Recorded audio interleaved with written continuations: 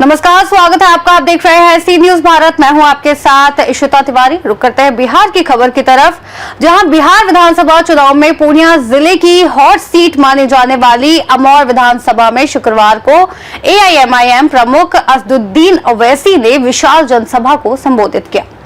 अमौर के बड़ा ईदगाह सरवेली high school मैदान में आयोजित सभा में हजारों की संख्या में लोग ओवैसी को सुनने पहुंचे।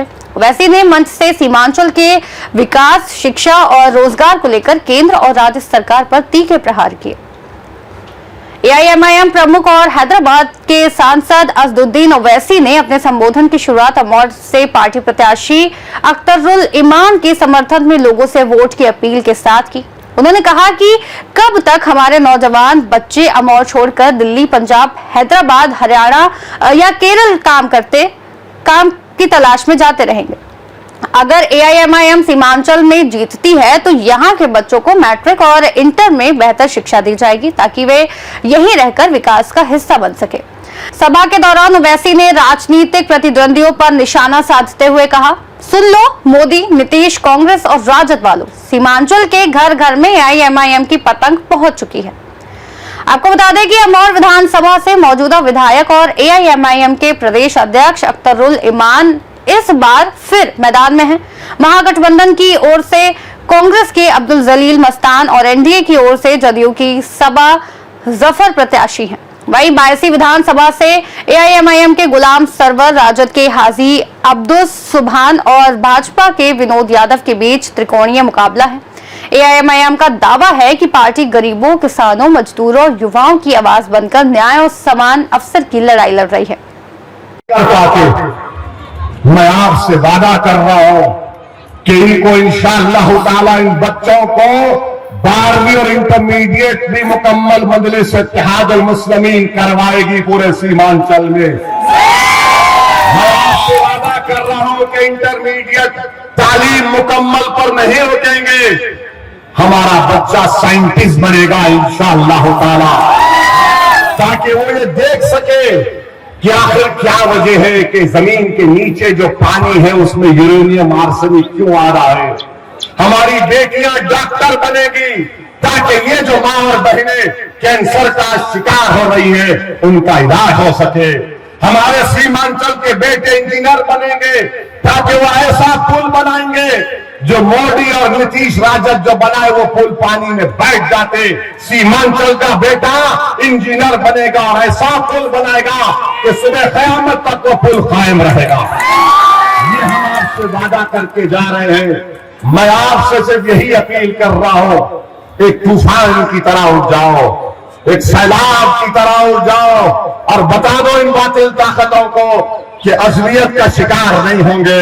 अमूर में आज ओवैसी तुम्हारे दरमियान में खड़े होकर मैं तुम्हारे सामने हाथ फैलाकर सीमांचल के लिए, अपने लिए नहीं, अख्तर ईमान के लिए नहीं, सीमांचल के लिए मैं तुमसे हाथ मांग रहा हूं, वोट मांग रहा हूं। मेरे भाई, मैं हर एक की बात को बर्दाश्त किया, सबने मुझे गाली दी, कोई फर्क नहीं पड़ता, मगर अल्लाह ने मुझे जो मुकाम दिया है ये उसका करम है। मैं यही चाहता हूं कि अल्लाह ने मुझे काबिल बनाया। मैं लंदन को जाकर, लंदन में 5 साल रहा, कभी हैदराबाद को वापस नहीं आया। कई दुकानों पर मैं काम करता था, होटलों में काम करता था मैं, और मुझे उसका कोई गम नहीं है, बल्कि अल्लाह का करम था। कॉलेज की लाइब्रेरी में रात रात भर काम करता था मैं, और अल्लाह ने मुझे पढ़ाया, लिखाया, काबिल बनाया। तो मैं ये समझता हूं कि मैं मखरूज हूं। मैं ये समझता हूं कि जो अल्लाह ने मुझे नेमतों से नवाजा, अगर मेरी बैरिस्ट्री की डिग्री किसी गरीब को इंसाफ नहीं दिला सकती तो फिर मेरी काबिलियत कोई माने नहीं रखती। अगर मेरी काबिलियत, मेरी पढ़ाई लिखाई गरीब के बच्चे को तालीम मुकम्मल नहीं करवा सकती तो फिर क्या फायदा इस तालीम का। अगर मेरी डिग्री पार्लियामेंट में खड़े होकर वक्त के फिरौनों के सामने हुसैन का परचम नहीं उठाया तो फिर क्या फायदा है जिंदगी का। तो मेरे अजीज दोस्तों और बुजुर्गों, 11 तारीख के दिन इत्तेहाद को कामयाब करना, सीमांचल की मुकद्दर को बदलना है। सरकार बदल, हम कितने सरकारों को बदल दिए। क्या 2005 में नीतीशवा को हमने बनाया था मुख्यमंत्री? बताओ, इसका कोई जवाब नहीं दे पाएंगे। बहरहाल 11 तारीख को इंशाअल्लाह ताला पतंग के निशान पर बटन दबाइए और सुन लो जालिमों, सुन लो मोदी, नीतीश कुमार, कांग्रेस और राजद वालों, अब सीमांचल के घर घर में पतंग छाप पहुंच चुकी है। सीमांचल के दिल की धड़कन पतंग छाप बन चुकी है।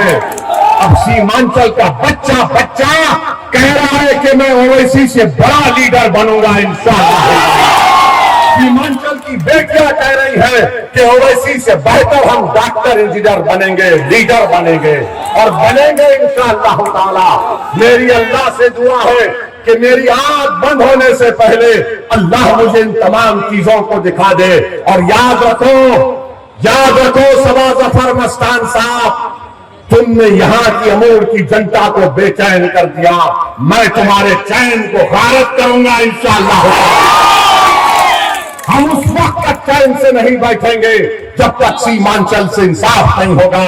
तो लगाओ मेरे साथ नारा, सीमांचल जिंदाबाद, सीमांचल जिंदाबाद, हमारा इतिहास जिंदाबाद, फुलैया जिंदाबाद, सुरजापुरी जिंदाबाद, शेरशाहबादी जिंदाबाद, अख्तरुल ईमान जिंदाबाद, अंसारी जिंदाबाद, पूरी उम्मत जिंदाबाद।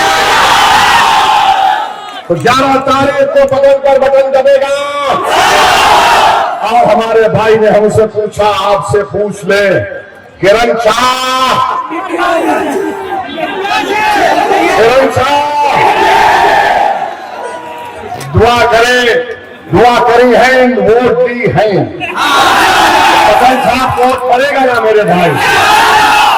हम इस उम्मीद पे जाएं कि 15 तारीख को यहाँ जाए, आपके हाथ से मिठाई खा ले, हम सीमांचल को इंसाफ यहाँ पर हम मिलकर लाएंगे भाई। कुछ काम नहीं है, कुछ काम नहीं है हमको। और जो हमारे को गाली दे रहे हैं मस्तान साहब, 14 तारीख के बाद मैं आपके घर को आके मिलूंगा इंशाअल्लाह। एक बेटे के तौर पर मस्तान साहब मैं आऊंगा आपके पास।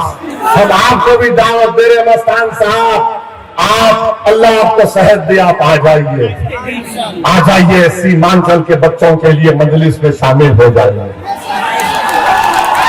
सवाल साहब, आप कब तक मोदी का परचम उठाएंगे? कभी हक का परचम उठा लो सबा जफर।